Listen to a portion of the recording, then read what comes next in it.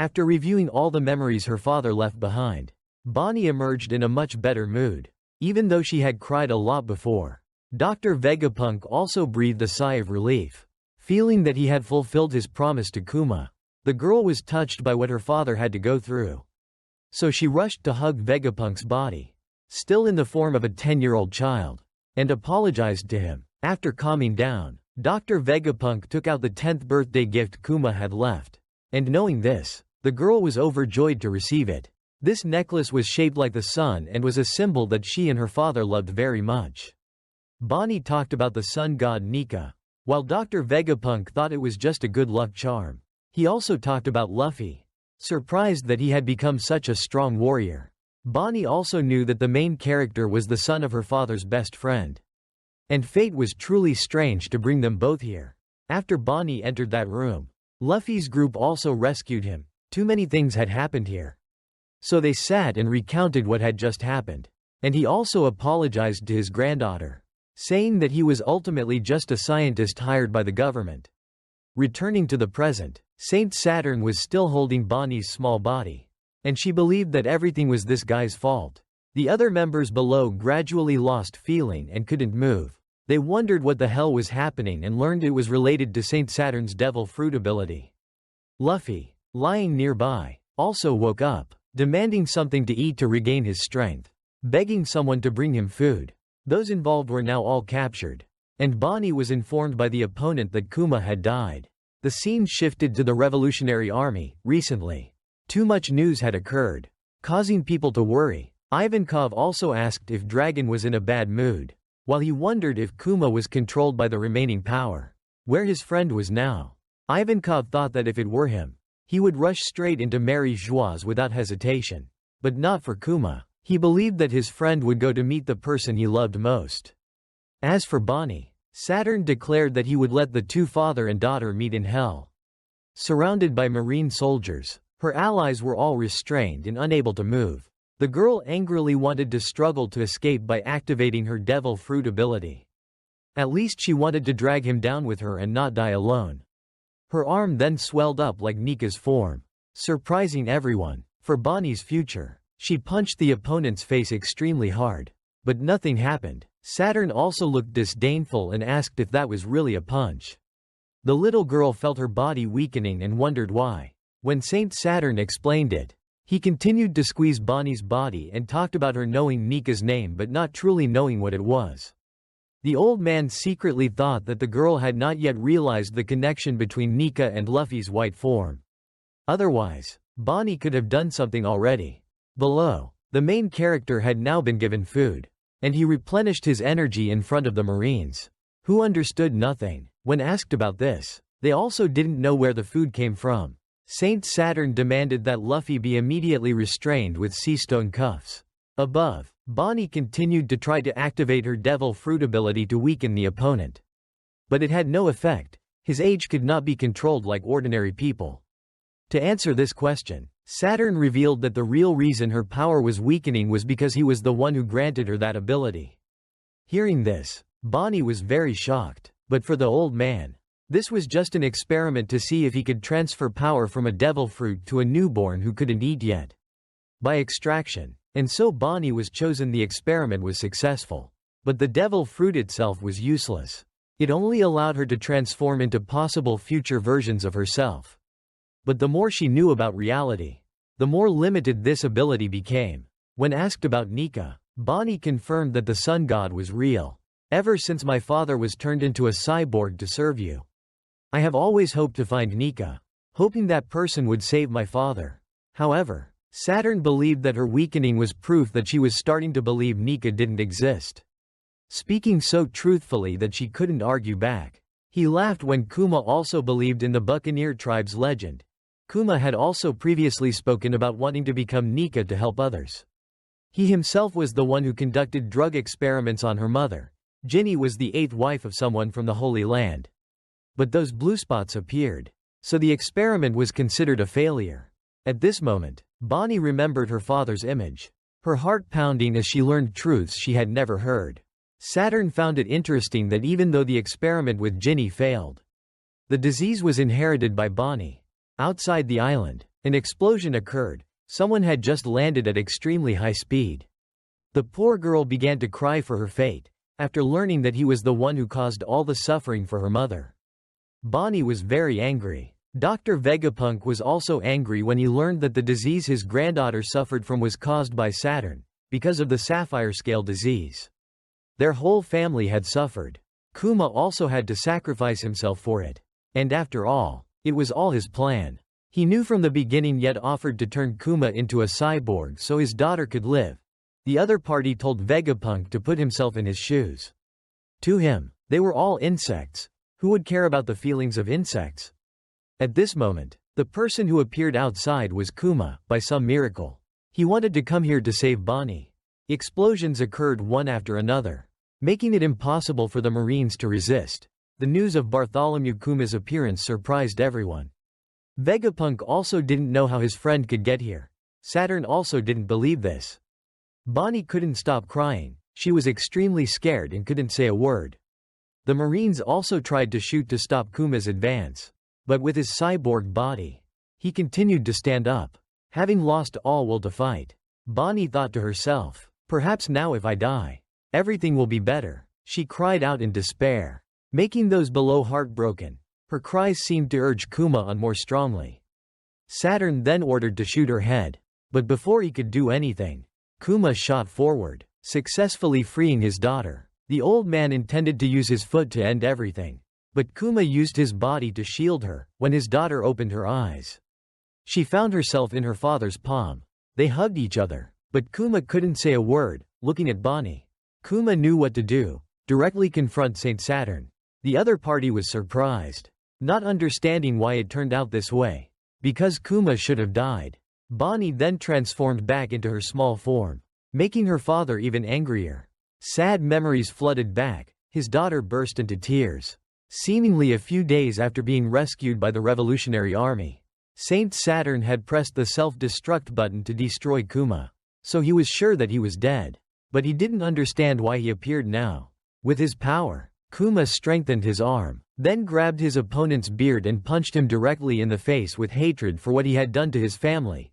The old man was blown away to everyone's surprise. Having taken a powerful blow from Kuma, Saint Saturn was severely injured and unable to get up immediately. The Marines were extremely worried about his safety and couldn't believe that Kuma had confronted one of the 5 most powerful people in the world. This was an unprecedented crime.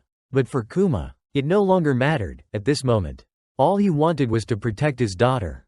His body, heavily injured, then collapsed from exhaustion, taking advantage of the Marines rushing to rescue Saint Saturn, who was crushed under the rubble.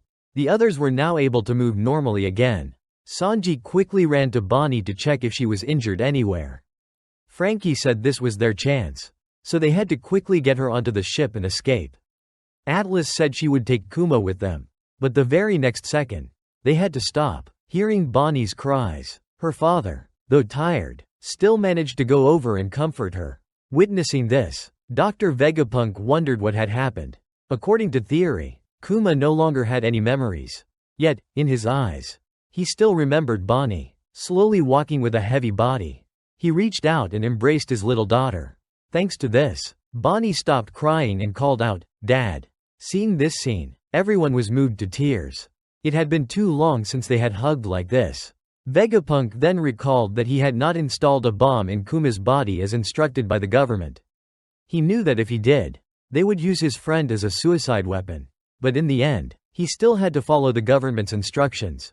He installed a complete shutdown button inside Kuma. Yet his friend was still alive and here, protecting his beloved daughter. This left Saturn utterly astonished and unable to react, as he was the one who pressed the self-destruct button to deactivate Kuma.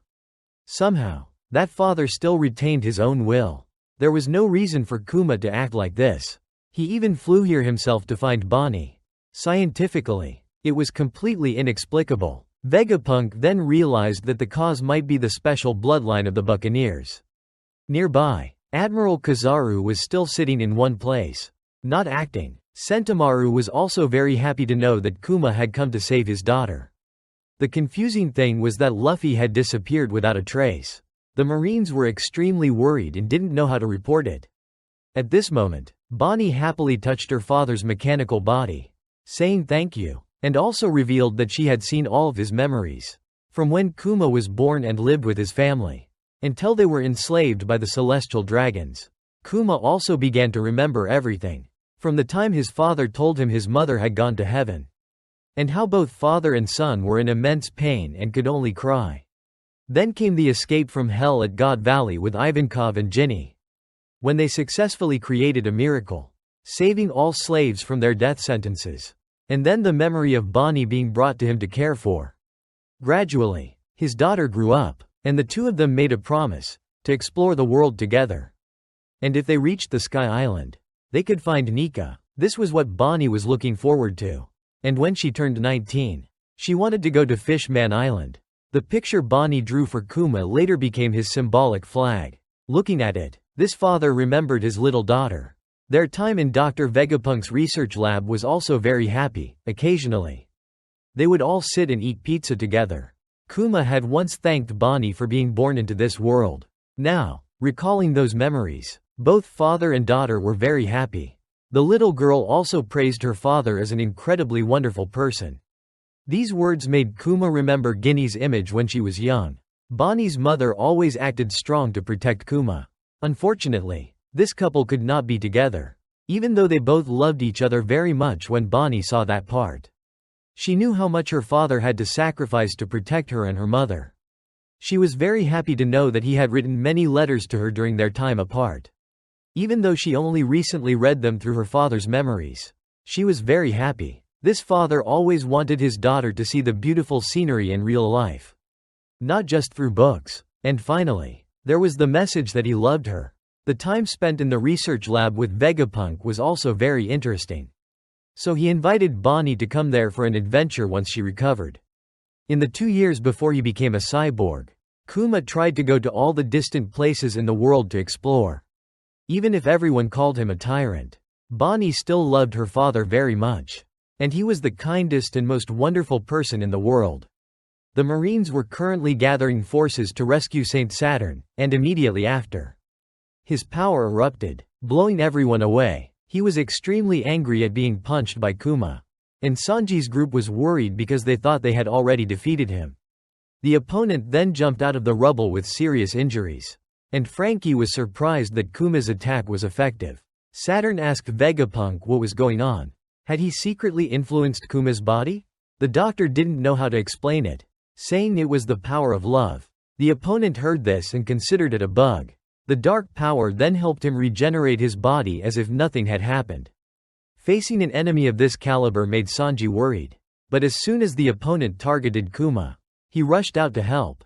The Straw Hat Pirates had been helped a lot by Kuma, so this was the time to repay him. Frankie was about to fire a laser when Admiral Kizaru intervened. He praised them for developing so much and wanted to see if that growth could stop him. Although Frankie managed to shoot through Saturn, he was also defeated. Bonney ran over and asked the doctor to save her father because he couldn't move right now.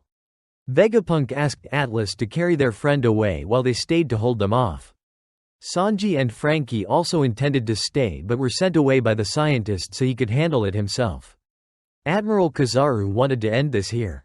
The old friend felt that Kizaru was truly pitiful, recalling the time they spent together playing happily.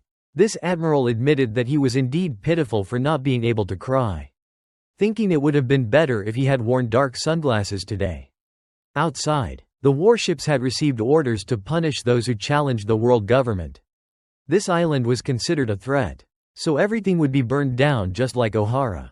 Saint Saturn declared that those who study the world's secrets, those who carry the bloodline of a vanished race, those who awaken the ancient god, this island is where all that he declared converges, so it must be destroyed. The Buster Call order has been activated, and all naval warships off the coast are ready to fire. Dr. Vegapunk asked Saint Saturn to revoke that order, because this place is the future of humanity. Sanji's group was trying to get Kuma to hide, and Bonney was very sad to see her father unable to move. Her eyes began to tear up, feeling sorry for her father. Returning to Vegapunk's negotiation, even though he said Egghead was the future of humanity, the other party still disagreed. A subordinate came to invite the two leaders back to the ship because it was very dangerous here. But the old man said that he and Kizaru would stay here until the very end. After preparing for the bombardment, they should immediately open fire. The vice admirals hesitated upon hearing this but were dismissed by Admiral Kizaru. Dr. Vegapunk thought that if only he died, everything would end, so why destroy this island? Egghead stores many of the latest research achievements from all fields. If it is destroyed, humanity's scientific progress will regress by 100 years. His old friend turned to Kizaru for help, but Kizaru looked sad and just turned away. Unable to help, Saturn asked if Dr. Vegapunk was hiding anything else from the world government, or if he was secretly creating something troublesome. If so, he didn't need progress that carried rebellious ideas. The genius scientist bowed his head and begged one more time. Unexpectedly, the other person revealed that he had sent a fleet to destroy the ship that left the island yesterday, carrying all the scientists working there. The reason given was that there was someone on that ship who knew something about the Void Century. Hearing this, Dr. Vegapunk asked heartbrokenly why he did that. They knew nothing, they were all innocent people. Saturn blamed him for dragging them into this.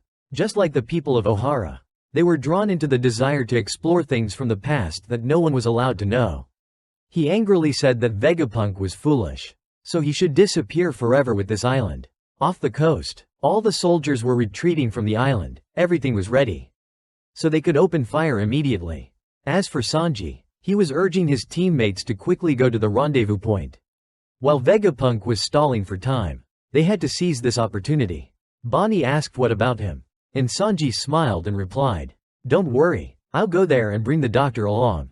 Frankie also relied entirely on him and wished him good luck. The young man quickly contacted Nami's group to ask about the situation there.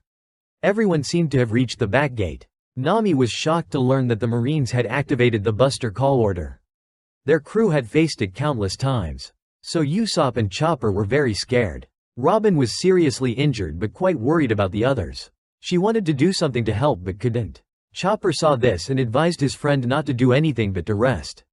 Nami asked about the captain and learned that he hadn't been seen yet. However, Sanji guessed that Luffy would be fine. The important thing was to find a way to escape here immediately. Currently, Zoro was still holding off Lucci and couldn't return, so Jinbei also had to go there to help, because if he left him alone, he would definitely get lost. Brook was currently helping Lilith move the Sunny. Their original plan had fallen apart because Vegaforce 01 had been destroyed by Kizaru. Fortunately, their musician had another idea. With his ability, he froze the surface of the clouds so that the ship could glide smoothly. The girl praised the skeleton for being so good. With this method, they would reach the back entrance soon. Praised as a genius, Brook was very happy. When Lilith asked how to stop the ship, he said he hadn't thought of that yet. As a result, the girl slapped him for being so stupid. If they continued like this, they would fall straight down. Brook cried out for help, not knowing what to do. The scene shifts to the Marines. After seeing the protective barrier still in place above, he ordered them to fire into the urban area first. The target was to destroy the central factory and the future city. Hundreds of cannonballs were fired simultaneously. The rain of bombs worsened the situation. Yet at this moment, someone was still eating comfortably. Luffy's stomach was so full he couldn't eat anymore. There were still a few Marine soldiers blocking his escape. However, the subsequent bomb rain blew them all away. Luffy, being made of rubber, was also bounced elsewhere. The unfortunate ones who hadn't returned to their ships in time shared the same fate as the island. With buildings continuously collapsing, pacifistas continuously fired with terrifying power, piercing through everything. The future Vegapunk had built collapsed right before his eyes. He watched heartbroken as his empire gradually disappeared, his emotions completely gone. The doctor collapsed, as the future of humanity ended here, along with his own distant dreams. Saturn looked at Kizaru, ordering the admiral to finish off his close friend. He accepted the order, gritting his teeth and moving forward. Sanji arrived just in time, urging Dr. Vegapunk to run. On the other side, Atlas was activating the travel device. After launching at the speed of sound, Frankie was extremely excited. The travel time was only a little over 30 seconds. Unfortunately, the pipeline passed by Kizaru. With his devil fruit ability, even at the speed of sound, he could still catch up. As a result, the group inside the rocket was cut in half. They flew out, putting everyone in danger. Sanji angrily cursed Kizaru, then tried to fly up to save his comrades. Saint Saturn saw Kuma and immediately ordered the pacifistas to target the father and daughter. Bonney reached out for her father's body. They became the new targets of the cyborgs. Unable to do anything, the daughter's cry of, "Father," made Kuma regain consciousness for a moment. He used all his remaining strength to hug Bonney and shield her with his back. The little girl was moved to tears, thinking that at least if they died, the father and daughter would be together. The scoundrel looked at this scene with glee. He thought of the daughter Kuma risked his life to save, now having to die at the hands of his own clones. This was truly deserved for a bunch of insects. Dr. Vegapunk was also heartbroken seeing the people he loved in danger. Earlier, after hearing that his granddaughter had become a pirate, the worst-case scenario had appeared in his mind: the pacifistas, shaped like Kuma, would personally shoot her down. This was truly heartbreaking beyond words. A barrage of destructive beams fired towards them. Sanji tried to approach and help. The scene shifts to the warship fleet ordered to eliminate the scientists leaving the now burning island. It's unclear what happened. The surviving marine soldier tried to report to Admiral Kizaru that they had failed to destroy the exploration ship, and someone was heading towards Egghead.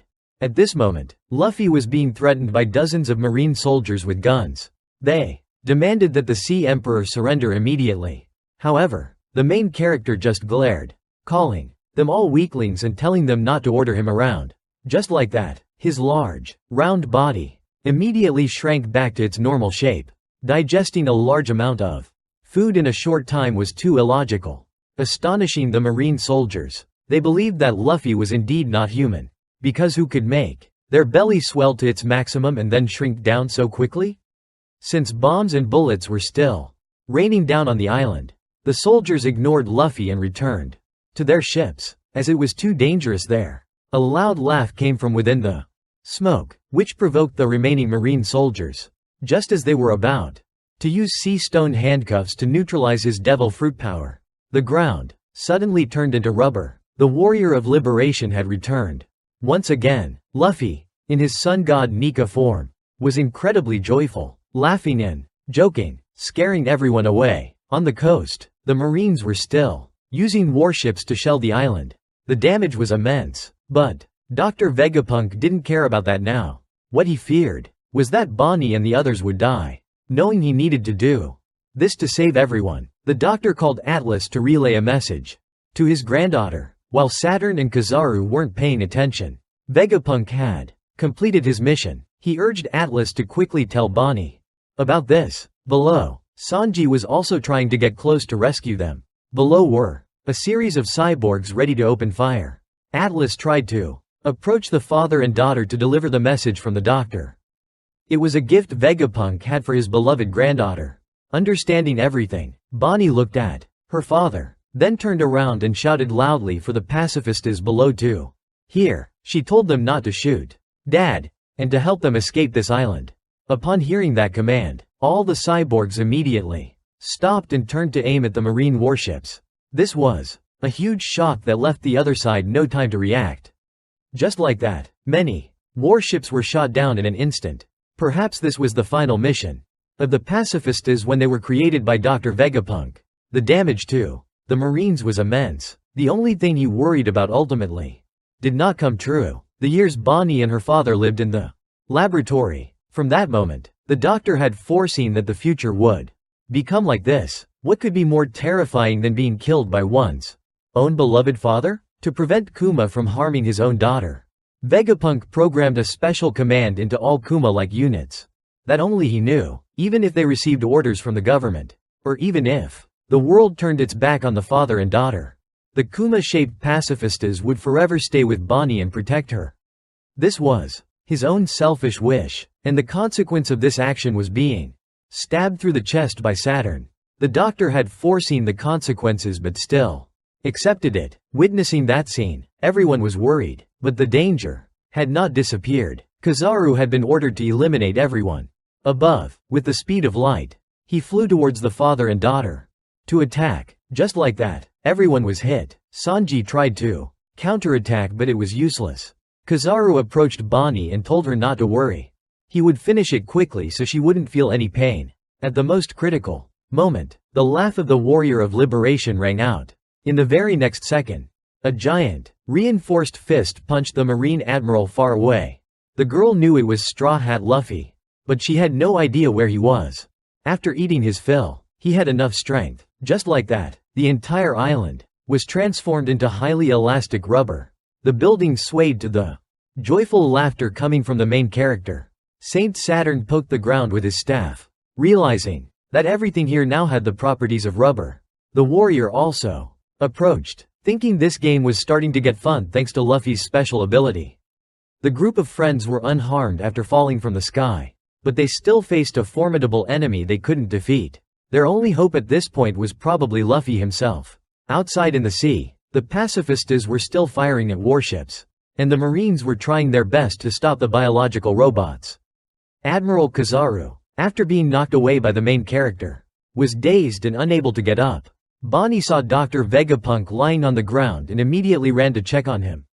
He was still alive, so his granddaughter urged him to quickly get up and run. Their enemy advised them not to resist in vain. However, at this moment, Luffy arrived, making the buildings shake. The old man called him a troublesome brat. The drums of liberation that Luffy created once again awakened the giant robot on the island.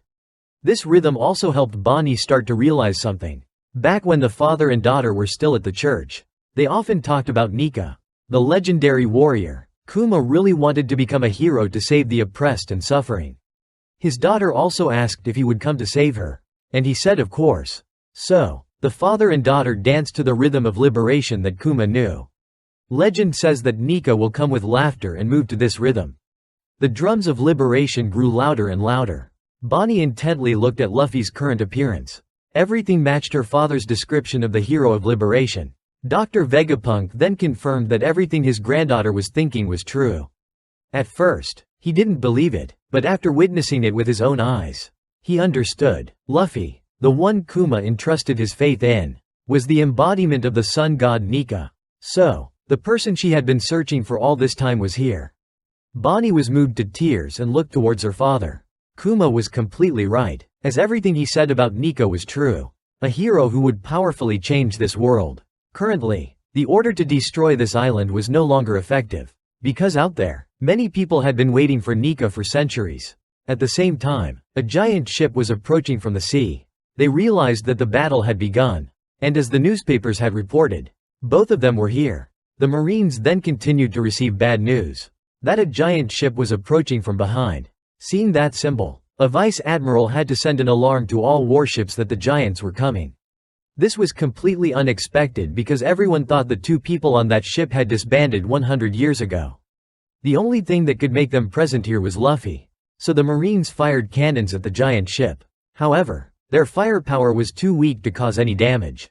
To answer the question of why Dory and Brogy were here, the two giant warriors jumped down, submerging the marine ship. They laughed and unleashed powerful slashes, threatening the small people below. Of course, both of them were here at Luffy's call. Or rather, the sun gods. The giant pirate crew officially landed on the island. With their colossal bodies, Dory and Brogy sent the Marines fleeing in terror. The large axe struck directly down onto the warship below their feet, shattering everything into many pieces. The giants began to shout, calling for the remaining members to come to the island to help Luffy. With just one jump, the two giants reached the mainland, followed by familiar figures who crushed everything in their path with a large ship. Oimo and Kashi were assigned by the captain to defeat all the troublesome marine ships. Dory reminded everyone to be careful and spread out to eliminate anyone who dared to touch the Straw Hat pirates. Hearing this, everyone laughed loudly to boost their morale. Just like that, they coordinated to destroy all nearby warships. The Marines could only scream in despair, unable to do anything, announcing that the legendary giant pirate crew had arrived. The leaders were Brogy and Dory. At this moment, the Marines still didn't know why they were here at this crucial moment. Warships from afar tried to fire cannons, but failed. With the giants' bravery, they continuously destroyed warships without any difficulty. At this time, Usopp, from above, discovered that his old friends had come to help and was moved to tears. He asked why the great lords had come. Nami was delighted that Oimo and Kashi were also there, and the group began to recall what had happened years ago. For a very long time, the world had always feared the giant pirate crew, but they disbanded due to a fierce quarrel between the two captains, Dory and Brogy. Luffy and the other members unfortunately fell into that 100-year-long battle, even though they had forgotten the reason why the two sides fought. But Brogy and Dory continued. Luffy and Usopp were extremely amazed by the immense pride displayed by the two giant warriors. This motivated Usopp, who said, "This is exactly what I want to become, a brave warrior of the sea." And on another island, the Straw Hat Pirates met Oimo and Kashi, who wanted to know news about their captain. After that, everyone became friends, and now, when everyone was in danger, these friends came to help. Perhaps the giant pirate crew had heard some news, which is why they rushed here.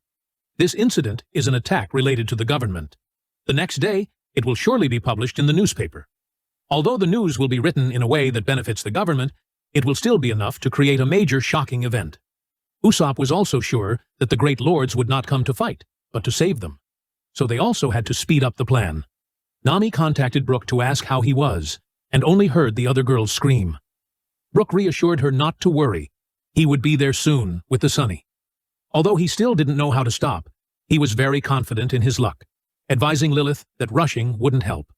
She was afraid that if they continued like this, they would crash into the barrier and explode. She contacted Nami again for help because she would pass by them. Elsewhere, Zoro and Lucci were still fighting without a clear winner. The situation was becoming more chaotic than ever, so Jinbei reminded the crew's swordsmen to end the fight quickly. After fighting for a while, Zoro was also out of breath from exhaustion, saying Lucci was truly stubborn. While he himself was in a hurry, the opponent said that only the final winner had the right to say that. The two sides continued to clash. Lucci reminded Zoro that he was making his teammates wait to distract him. Martial arts versus swordsmanship, but because the other person possessed an animal-type devil fruit, his stamina was far superior. Thus, Zoro was pushed back. The opponent knew the personalities of the Straw Hat crew members, which was that they wouldn't abandon anyone, so he simply needed to stall for time to win. Because that way, the other members would be stuck here. Hearing this, our swordsman replied that he was not the one to decide how long this battle would last. So don't be overconfident. Returning to the coast now not only means facing a giant pirate crew, but the Navy is still suffering heavy losses from the biological robots. About 30 small warships have been sunk, and the number is still increasing. There's no other way. The Vice Admiral of the Navy ordered the large ships to target the pacifistas to reduce the damage. Although it's still unknown why the biological robots rebelled, the top priority is still to preserve the Navy's forces. Nearby, despite the extremely intense battle, two other powerful figures were leisurely strolling. It had been a long time since they had participated in such a large battle, so they were quite excited. The sniper friend thought this was definitely a battle that could change the fate of the world. Returning to Bonney, who was now looking at the image of the sun god Nika. Every movement, every sound that Luffy made impressed her. She had always been looking for the warrior of liberation, and now that person had appeared, seeing her friend crying. Luffy asked if something was sad. Bonney called Luffy an idiot. Of course she had to cry because she had always been looking for him. Luffy laughed and said that he had always been there with her all this time. She said that before she didn't know Luffy was the sun god Nika. In fact, Luffy didn't even know what Nika was, and asked why she wanted to find him. Bonney replied that she always wanted to be able to throw a powerful rubber punch like him. Hearing that, Luffy remembered that this friend had also used a similar move earlier. He criticized that punch as being very weak. Hearing that, Bonney asked Luffy to demonstrate, to throw a powerful punch toward Saturn to avenge Vegapunk. He looked at the scientist and realized there was a large hole in his chest. Shocked, Luffy's eyes popped out. Their enemy had not yet acted, but declared that the insects would not be able to do anything to him. Luffy didn't think so, and when Bonney asked him to take her and everyone off this island, Luffy agreed. By the way, he wanted to show Bonney what a powerful punch was like. Conqueror's haki began to emanate, making Saturn worried. He continued to use his gaze to make Luffy unconscious, but this time he endured it. He laughed and charged, then used two giant fists to continuously punch Saturn in the face. He couldn't resist, and could only endure the damage Luffy inflicted. Bonney witnessed this scene with great satisfaction. The words Kuma once said about Nika appeared in her mind. The actions of the warrior of liberation moved her soul. Nika was considered a legend, but that father had told his daughter that the warrior of liberation would make everyone laugh to the rhythm of liberation.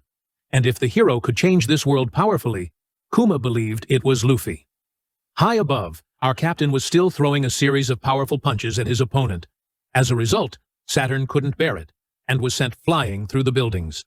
Luffy laughed gleefully after those punches. Thanks to him, their group had time to escape. Atlas urged everyone to hurry up and go.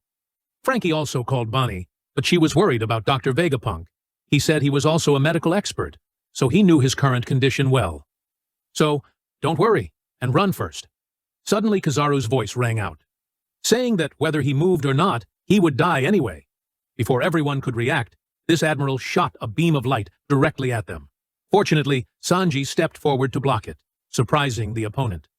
Frankie's jaw dropped, and he exclaimed that it was a laser beam, and yet he could still kick it away. His friend said that it didn't matter to him. His love would definitely be stronger than light. Hearing this, Kizaru found it funny, and wondered if there was something wrong with Sanji's head. Frankie was assigned the task of protecting Bonney, and not letting her get hurt.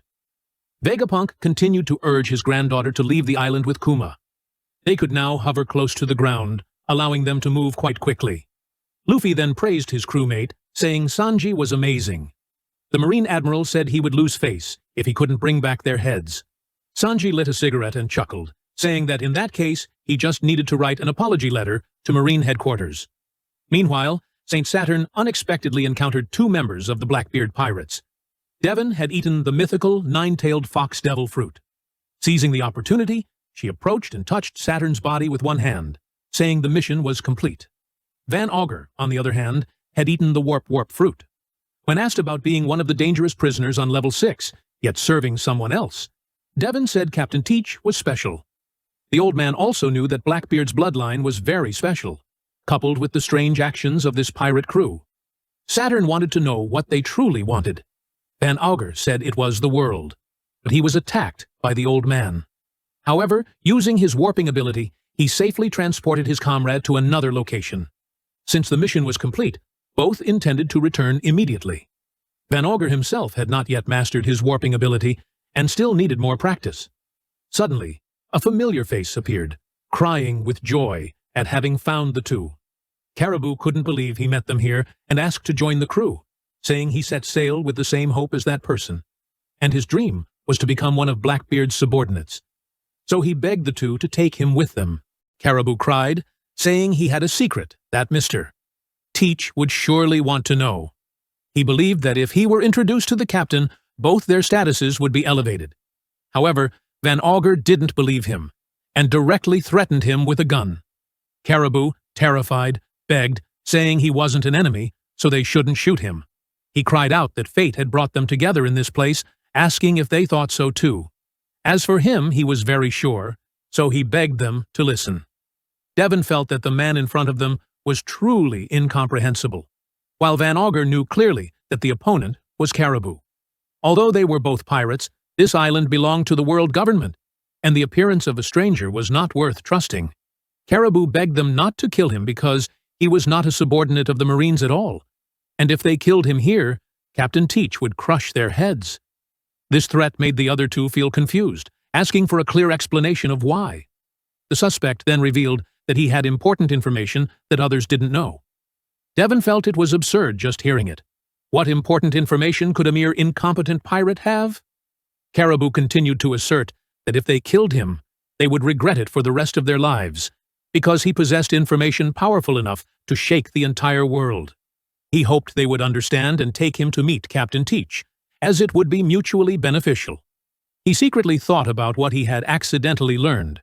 These were ancient weapons named after gods that had existed since ancient times, one of which was Poseidon, held by the mermaid princess Shirahoshi, and another was Pluton, deep underground in Wano. These terrifying ancient weapons were said to be powers capable of destroying the entire world. The Straw Hat Pirates, and he were the only ones in the world who knew the exact locations of both of these destructive weapons. Looking at Caribou's confident expression, the sniper asked him to reveal the secret now, but he refused. Only when I meet Captain Teach will I provide all the information I have. He will surely be delighted. Back on the beach, the Marines still didn't know how to deal with the biological robots. Although some pacifistas had been taken down, there were still many left. The Marine warships were shot down one after another, and each time they fired back, the bubble shields of the biological robots activated, blocking all damage. Having no other choice, the vice admirals had to order a retreat before the casualties increased. However, the attack range of the pacifistas was very far, and even though they kept their distance, some ships were still shot and exploded. The desperate cries of the Marine soldiers worried Vice Admiral Doberman. He knew that if they couldn't control the pacifistas, they couldn't destroy this island. Fighting them also made others feel bored, and, furthermore, the giant tribe had landed on the other side of the island. These were all unexpected events.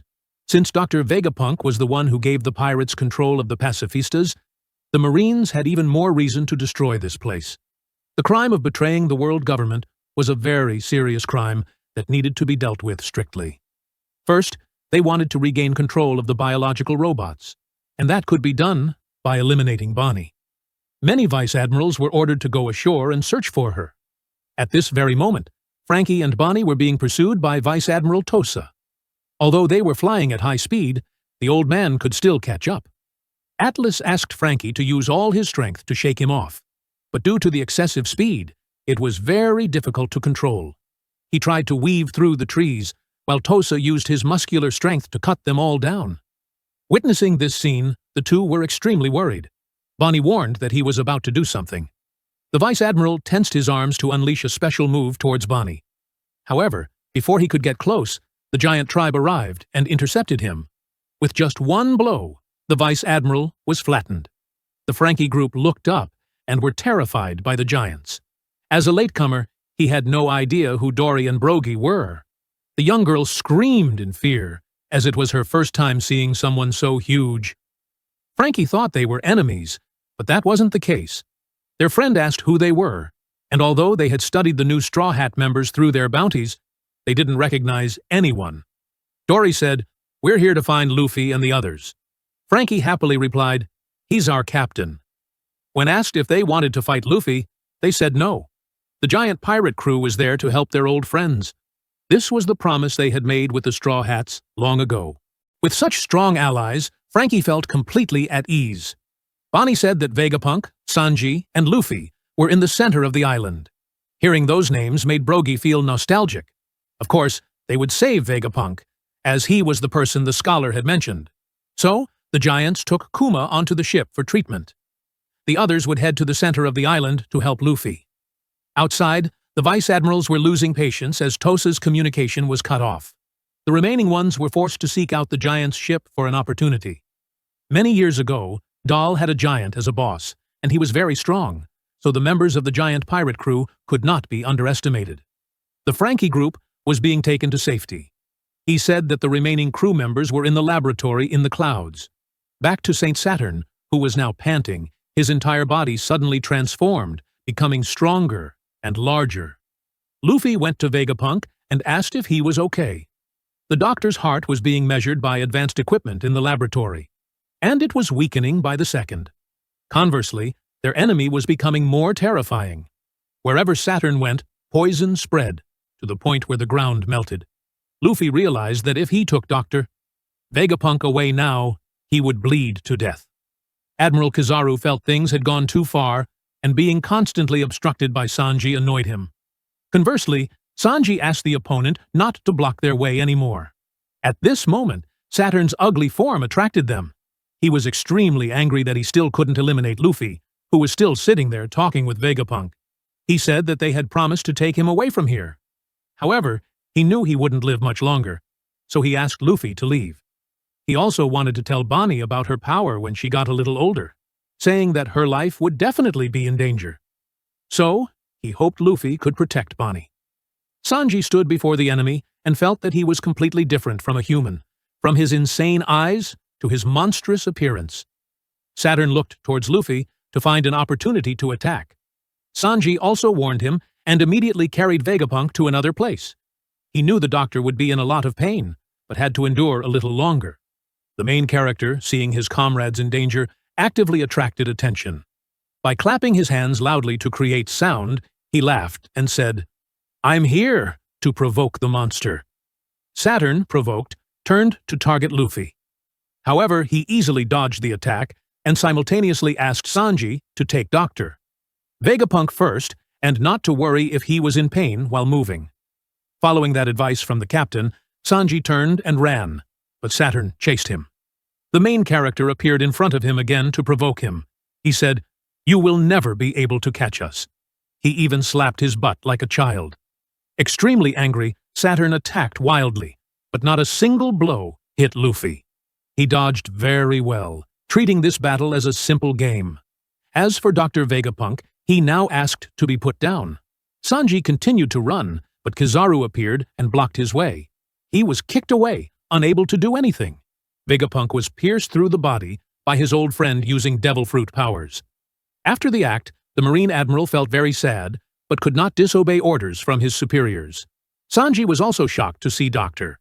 Vegapunk like this. Luffy continued to ask his friend to take him to the back of the island with the other members. This time, Kizaru did not stop them, but just stood there, holding his sadness within. Luffy angrily transformed his body to become huge, and even Admiral Kizaru and Saint Saturn were held tightly by him, unable to move. Luffy said he would not let them chase his friends. Vegapunk, at this point, could no longer breathe. Looking at Luffy one last time, he smiled contentedly, and then his heart stopped beating. Sanji, heartbroken, tried to shake Vegapunk awake, but it was in vain. Perhaps the doctor had foreseen this scenario, so as soon as his heart stopped beating, a pre-prepared recording immediately played for the whole world to see. Dr. Vegapunk introduced himself as a genius scientist, and the message he left behind would surely shock everyone. But it was the truth of the world, so he would still speak it.